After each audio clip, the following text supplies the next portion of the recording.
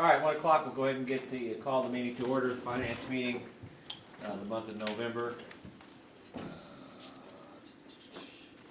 Item number 1, Hilliard expansion update. I have invited Jill Huntsman here today to talk to us about a partnership with the city of St. Joseph and also the county in regards to an expansion at Hilliard Tech School. And one thing that I will begin by stating that this is informational and informational only. We're just trying to give you an update on what the progress is. This is nothing that is set in stone. We haven't signed any contracts or anything at this point, but we are excited about the opportunity and felt this would be a good opportunity for us to pass the information along. So Jill, welcome, and we'll kind of let you. Where do you want me to go? Hi, if you want to, maybe just sit right there. Okay, sure.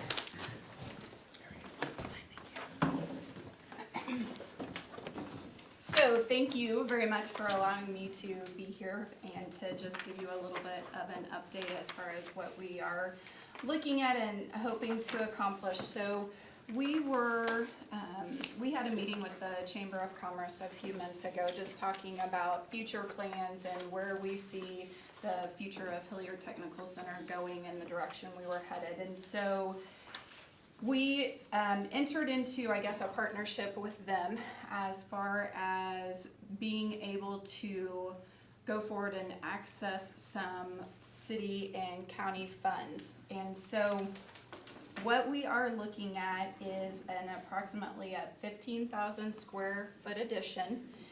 And so that would, what we hope to do is to make that a simulated manufacturing facility. And so we have a few different programs at Hilliard that are at capacity, and we have to basically turn students away from each year. And so we would, within that facility, we would hope to add another welding instructor where we could get some more students into that program. We also would like to have a classroom for our new industrial equipment repair and maintenance program that we just started this year. They currently only have a classroom because we didn't have any shop space left, and so they are working with the other programs to share shop space at this time. So we would like to give them a little bit more of an area. We would also put our precision machine technology program there, and so that would be the 4 classrooms, and then they would all share a large portion of that addition as a shop space, and to go and to have it simulated as far as where they would go and work in manufacturing. So if they went to Altech or they went to Gray or wherever, to cross-train each other, to work together, to learn what that kind of employment would look like in their future. So that is kind of where we are at right now. We have been told that we would be able to get funding from the county, but the city is still in talks with that, and so we don't have a definite there yet, and so we're just kind of looking to incorporate that for the future. With this expansion, then we would also be able to take those programs that are moving to the new part, the new facility area, and then add some other programming as well. So we are looking at things such as diesel mechanics to work with some more as far as robotics and within our electronics program, and to do some other things that way. So we hope to be able to expand the capacity at Hilliard in total, and especially in those manufacturing areas. What's the current square footage? Do you know? That is a good question, and no, I do not know exactly. We can find out. Okay, yep, I can do that. I will actually write that down and find out that information for I you. probably have it written down somewhere. And from a financial standpoint, what we are looking at is from the partnership with the city. It's ARPA dollars, so it's federal dollars, and the commitment is a little over $2 million from the city, a little over $2 million from the county, and $1 million from St. Joseph School District. Now, from the school school district standpoint, those are dollars that are gonna come out of the supply budget that we would have been budgeting for Hilliard anyway. So it's really not in excess. I mean, it probably will be a little larger than what it would have without the 15,000 square foot addition, but it's not all new dollars. So, So is that currently 5 million total? yeah, it's a little over 5 million. What is it, Joe? 5.5. Yep. When do you see knowing from the city and county being something and being able to move forward with it? We need the city to get the county at where, we're pretty confident that we're gonna get both of them, but it's a different process with the city of St. Joseph than it is with the county. Okay, And so the county is more just been verbal at this point, but, I trust that that verbal communication will come through, but they need the city in order to, because the city's the one who originally received the dollars. got it. We were hoping to have more information for you today, that's why I put it on the agenda. But hopefully it's gonna be this month sometime. Okay, To get the opera money from the city?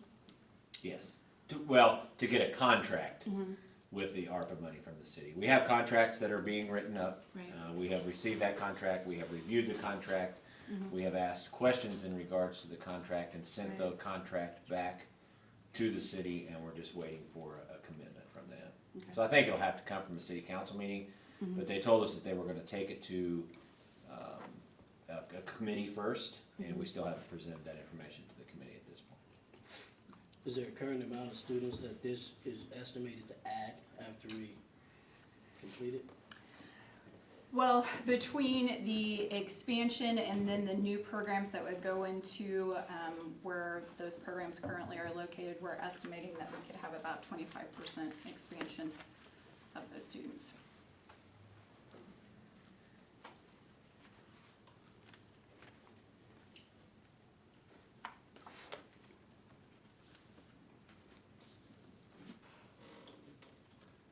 Does that $5.5 million include equipment, et cetera? That's not just building cost, it's equipped, so you'll have, okay. Yes. And the specs that we received back, we worked with a partner that we have within the school district to draw the numbers up, and it come back more, the 15,000 square foot come back more. We'll just make sure that we build a number of square footage that costs $5.5 million. So if that's 13,800 square foot, then that's what it'll be. We won't go in excess of that. We were hoping to get to 15,000, but there was a lot of hidden dollars that needed to be spent, especially from an electrical standpoint.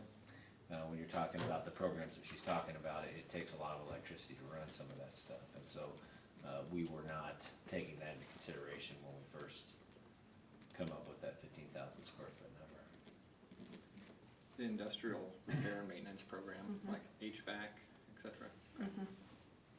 Currently, we do kind of a combined curriculum, HVAC, electronics, precision machine, and welding, so the students get a little bit of all of those different program areas. And so we have a teacher now this year. Before we had it as a registered youth apprenticeship strand, and so we were having the students go between all of those different programs. Now we're just sharing the shop space because we do have a teacher this year, so dedicated to that program area, I guess I should say. Are we doing any soliciting of businesses to equip the facility? At this point, we Not have not. Not to say that we can't moving forward, but we didn't want to put the cart before the horse, so to speak. So those discussions have not taken place yet as far as details are concerned, Tom. That definitely could be something, an avenue that we could take to help with the expansion, Right. obviously. You wouldn't happen to know the current enrollment rate of Hilliard's right now, would you? We have approximately I think it's right around 425 students.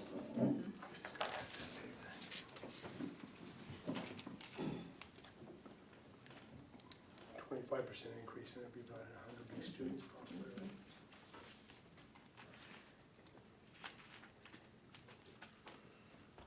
I know I arrived a little bit late.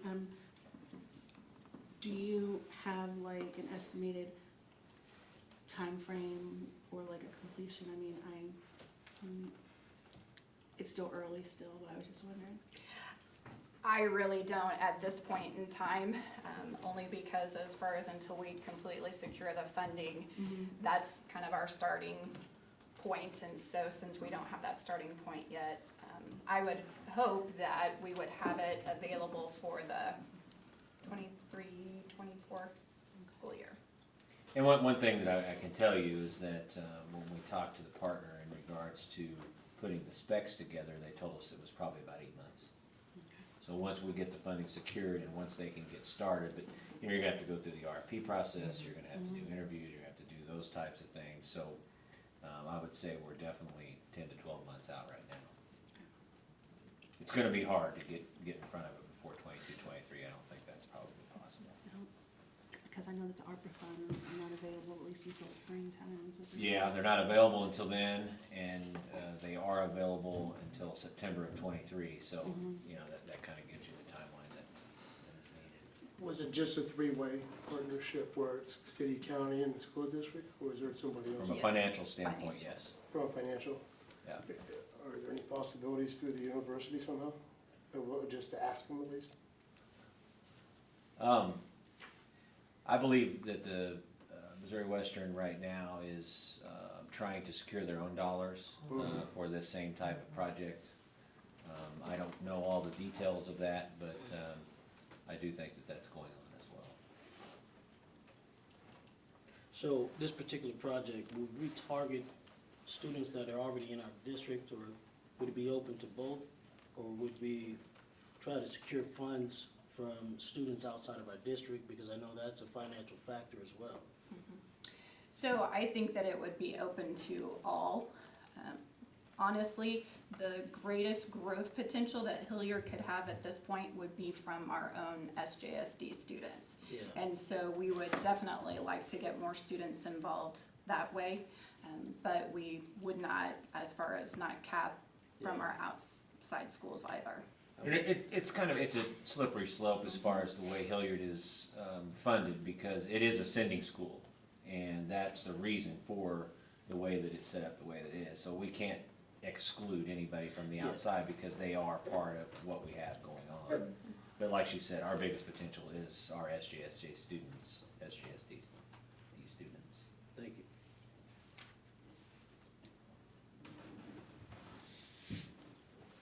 Okay, good discussion. Thank you. That sounds like an exciting program. Yeah, It I do is. think it is And good. obviously, those are good jobs, and there's high need in those areas. Right.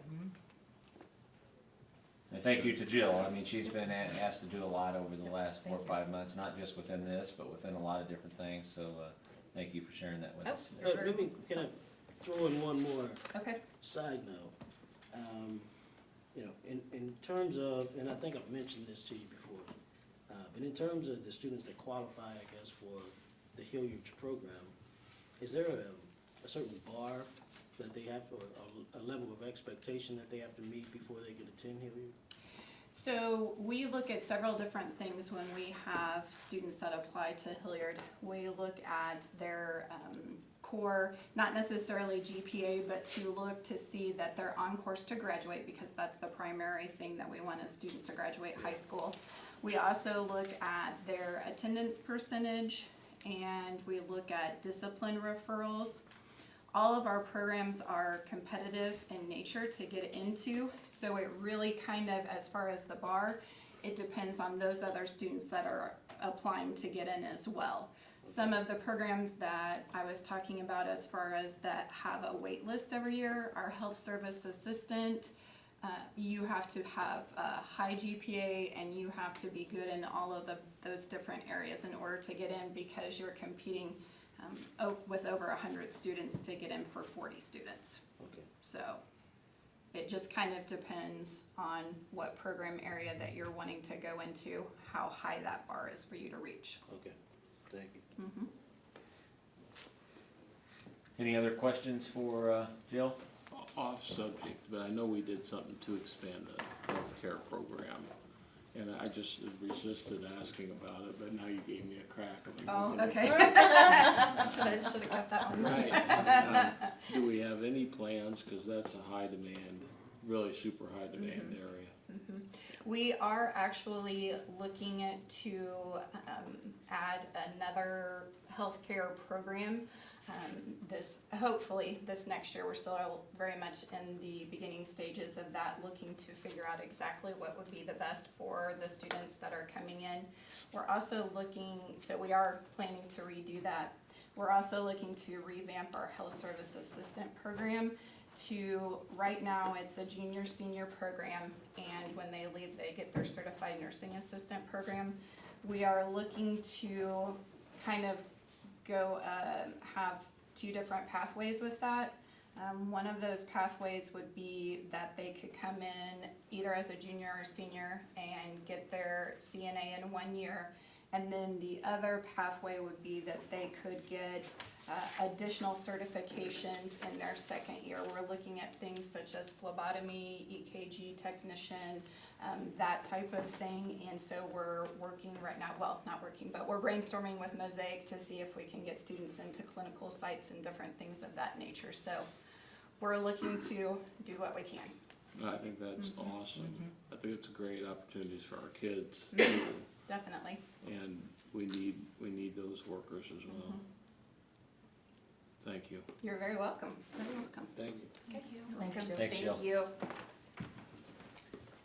Okay, the second on the item on the agenda is Apple Bus Extension, and we've kind of talked about this over the last couple months in regards to getting out of the head of the game as far as our transportation is concerned.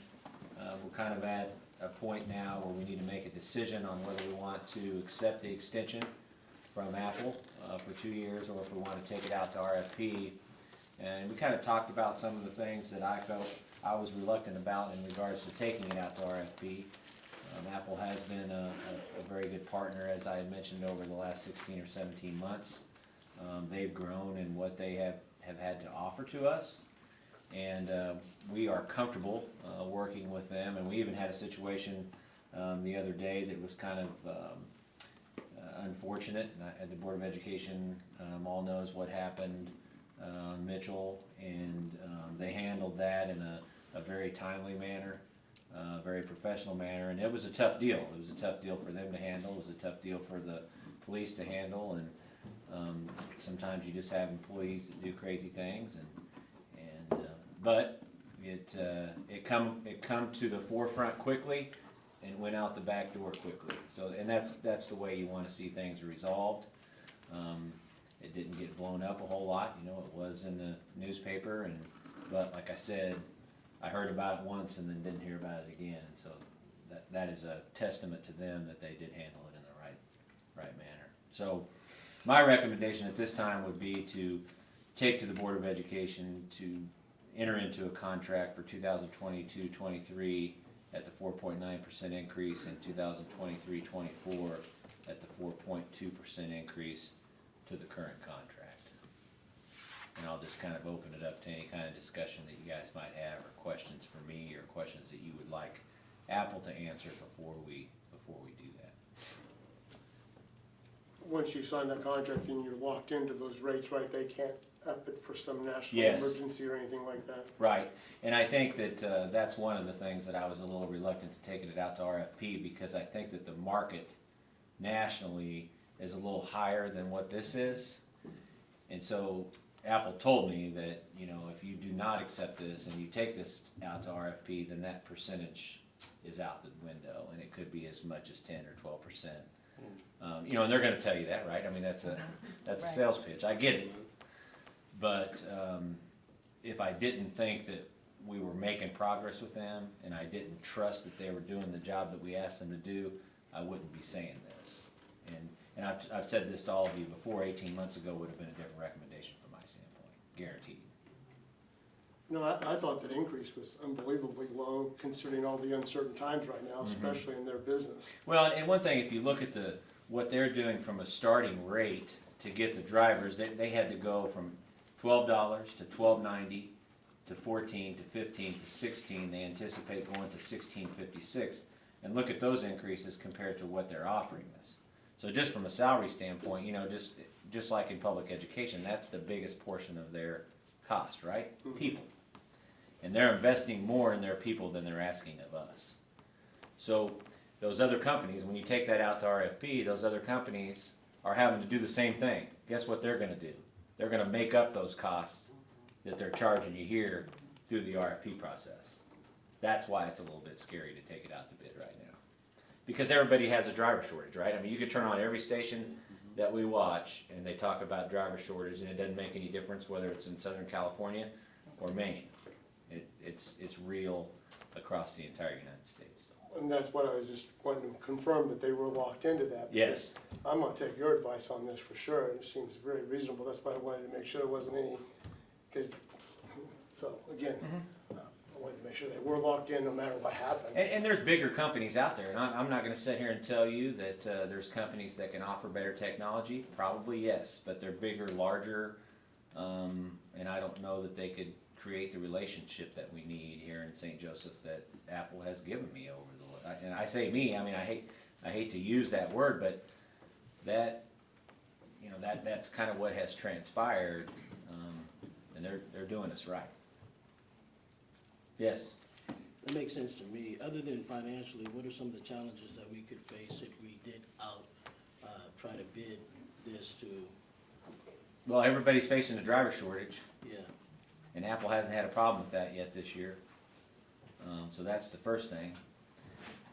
You know, another thing is you bring another company in and the relationship's not the same. And you don't get the service because you might be smaller than Atlanta Public Schools and New York City Public Schools and Minneapolis Public Schools that they're partnering with right now. You see what I'm saying? Yeah. Right now, we're kind of a big fish in a little pond, and we very well could easily become a small fish in a great big pond. gotcha.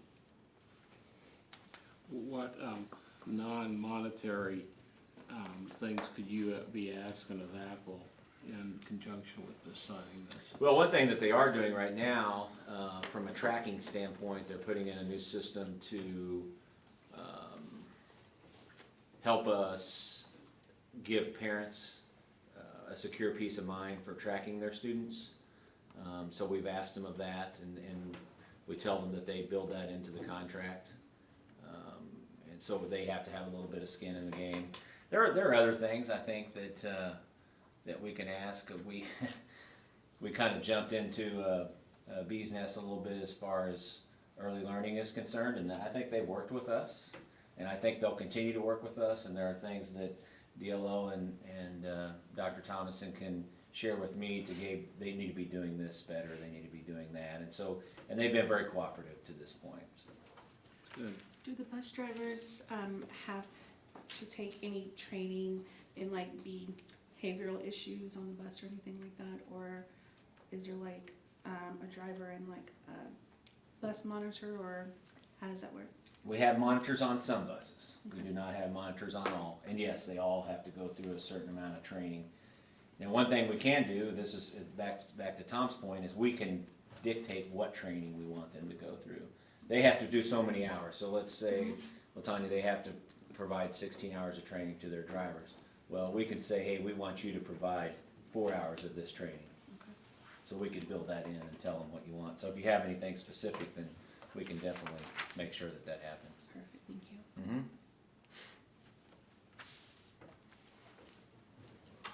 All right, look for a motion. No, I just wanted to kind of get a consensus. We're not supposed to make decisions in this group, but we're just supposed to have recommendations to take to the Board of Education. So if there's no reservation, then I think that will be my recommendation at the November 22nd board meeting. I think it makes sense. It's cost efficient, but it's also, you know, we've got that first 18 months of learning curve and learning how each company, each entity needs to function to function well together. So another problem going out to RFP, then you break in somebody new Yeah, all over again, so, and it's a big deal. I mean, it's a $5 million right. expense, and so it's not like we have 12 buses. I mean, we run 90 some buses, and it's quite the operation. Huge safety factor. Yes. And we have somebody to blame, no, I'm kidding. Okay. Okay, the third item on the agenda, health insurance update, just kinda wanted to give you guys an update on where we're at with health insurance. What's wrong today?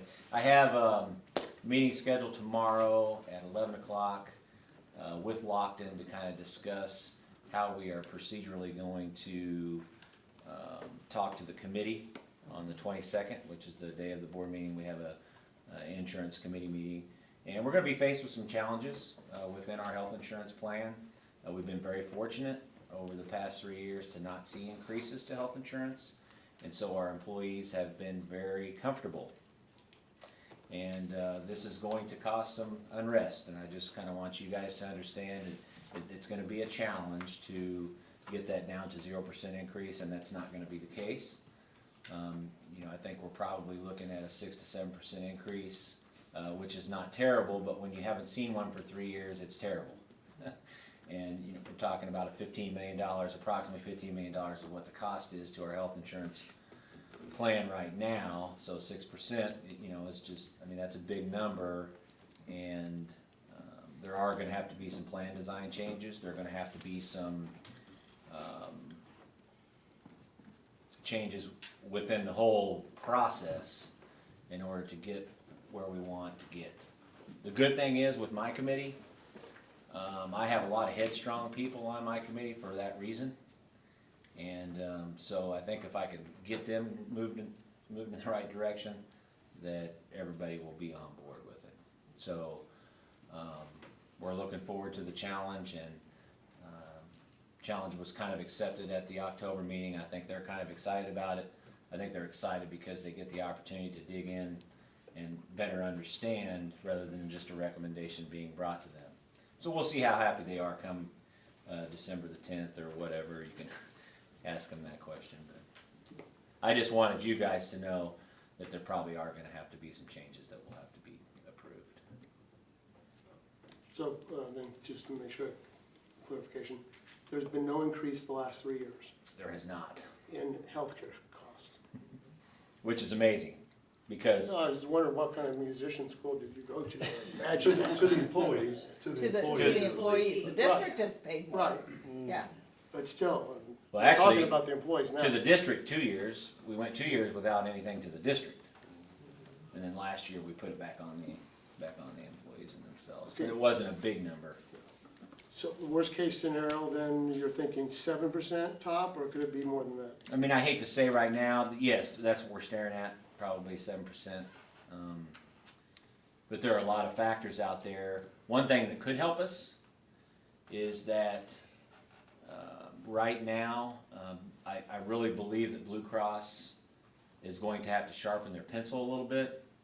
They have about 55% of the area right here, and so they've been in a comfort level. There are a couple companies right now that are putting pressure on Blue Cross in this area. We had a very nice bid last time from United Healthcare, and I do know that Mosaic just went away from Blue Cross Blue Shield, was with them for years, and they're now with Cigna, which is the one who's bringing a lot of action to the forefront. So I think it'll be very competitive, which I think is going to help us. So that 7% could be a little bit conservative at this point. Conservative long or short? Short. Conservative long. I mean, I don't think it's going to be more than 7%. So what's a normal average employee pay, or what will 7% mean to them on a pay period of time? You know, I wish I had brought that with me. I think that some of them are close to $100 out of pocket on the richest plan right now. So it'd be $107. Yeah. yeah. But if you're doing families, it's, when I retired just a few years ago, I was paying over $600 a month, family plan. So. And And I it's know it's pretty going much a down. Cadillac plan. I mean, It's that may good. be- It That may is. be some of the decisions that are made and ways to cut costs is not to have quite the plan, but for them to not have a raise in cost for 3 years and continue to have a plan as good as they have, we've been lucky. No. I do think, if I remember seeing that this morning in director's meeting, Dr. Kraus actually provided us, it's the second best plan of the 15 districts that he had compared it to. And I don't know what district was better, but one, I think there was one. Oh, wait, I haven't. 2 out of 15. Is it Lee Summit? Lee Summit. And it's barely. And better in what sense? Better, a better plan in itself, and a Less better, cost better in a better offering, plan, or just better plan and still more expensive cost? more expensive cost. What's an average increase? 6 to 7% is what we're looking at, but on an annual basis, what's an average increase, would you say? On it, yeah, annual. 15? 15, wow. Per year? And those are probably more built on your fully insured plans. We are self-insured, which makes it a little bit different, so we can kind of manage that. And put ourselves in a position, we have about a $3 million balance right now. And so we can use that as well. We can knock that down to 2.3, use 700,000. That's kind of what we've done, play the game. And fully insured, you can't do that. But you also can't take a big risk and go down to a $1.5 million balance and then have something bad happen. We've trended fairly good over the last 7 or 8 months, so we'll have that opportunity as well. But it's a lot bigger, David, than what we're seeing. 7% increase to the employees in for the first time in a few years, and then what kind of increase did we get hit as a district this time? That's what it would be, the 7%. So the 7% is for the employees or for? For the entire plan, the district plan. Okay. And So- then we would determine. And then we determine what that employee is gonna be. That's what we're, Oh, so the 7 increase was to us as a whole. yes, Now we're trying to determine how to pass it on. yeah. Oh, Yeah. So we could, the And that's what district could pay for all of it or none of it. And that's what the committee's gonna be involved in. But there, Yeah, cause nothing's done decided yet. as Tammy had mentioned that it's a rich plan, and so you could take some of that stuff away, you know, co-insurance is low, your deductibles are lower, you could raise those. I mean, there's things within the plan that you can do to drive those costs down, but we really haven't had to address that in the past, when you don't get beat up with big increases. So you can make adjustments to your plan that lower that 7%. So let's say you raise your co-insurance costs so much, that gives you percentages off of that 7%. So it's plan changes are the only other way that you lower percentages. Would we lower too if more of our employees went to a health savings account versus staying with a, no, they pay for it if they stay with That was part of the reason we've been successful the last couple Right. of years is because more folks have gone to the Yeah. higher deductible plan. So that would be another way, is if we have even more folks head to the health savings account. Well, and that's a good point, but I will tell you this, within the health savings account, it's like this, okay? All right, and we wanna keep it right here, because if it teeters this way, it's gonna work against you. Right. And we have grown by, I don't know, 40 people to close to 500 people taking that HSA. We don't want 900 people taking the HSA. Right. Because it just, Yeah, there's a point of no return. we're getting close to that point. Okay. But that's a good point, yes, and that was just simply education piece to become more consumer driven. But now all of this will go to the district health committee, right? It does, yeah. The discussion will be there with Lockton, so nothing we're mentioning today is, Right, no, I just wanted to give you an update of where we're at. right. And you guys have teachers and stuff on that. Oh, yeah, every employee group is represented on that, right? Oh, it's represented. Yeah. What do you mean by? So classified and non, Good, It's all good. So they'll It's be all able to good. see and I hope they're laughing on negotiate the other work end. for them. and administration and advocate. That's really How many different options do they have? Right now they have 3. 3? Mhm. Well, they did away with that section of- we did away with the remote plan. It's not available. And on the HSA side, it's just the high deductible plan.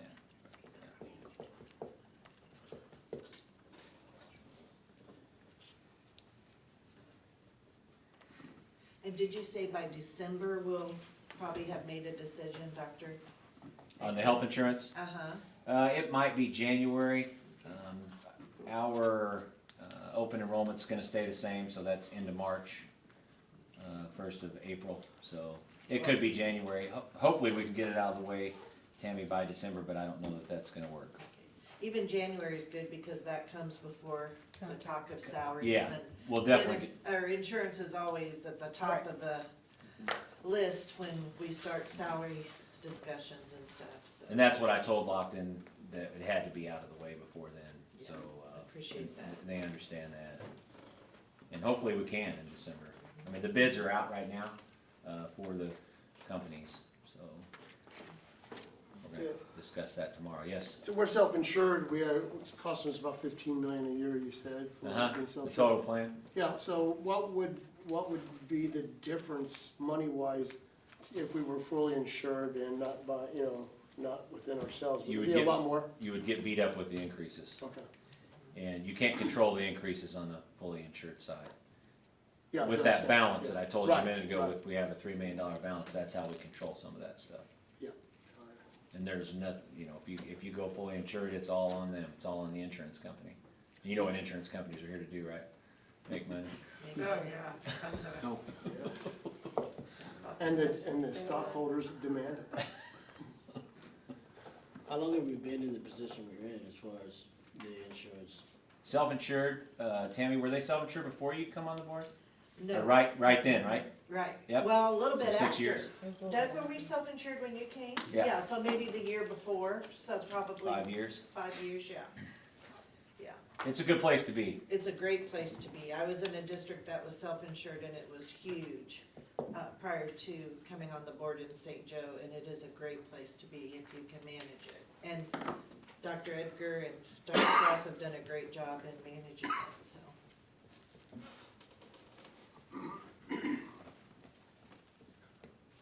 Any other questions in regards to health insurance? Okay, any other discussions that anybody has in regards to, for the good of the order?